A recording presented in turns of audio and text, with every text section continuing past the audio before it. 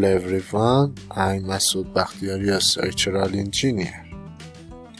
In the new course of hand ETABS on Revit training, a training book has also been added to the training collection. The name of the book is Concrete Inside Handbook. The contents of the video are available in full in the book.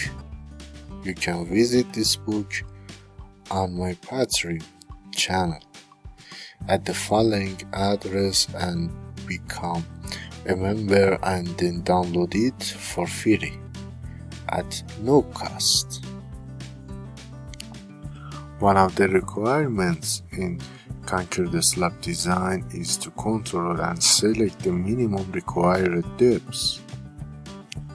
As you can see, for the simple support and simple slab, this value is limited to 1/20 of the length of the span.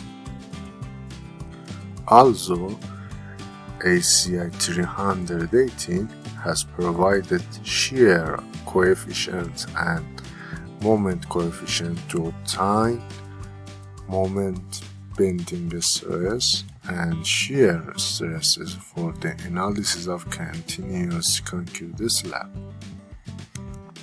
As you can see, the value of the bending moment and the shear force depend on the coefficient load or load factor and the length of the adjacent span.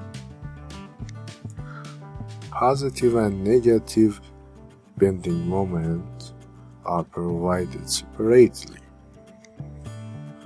In general, there are two types of one-way slab. The first is that the slab directly transfers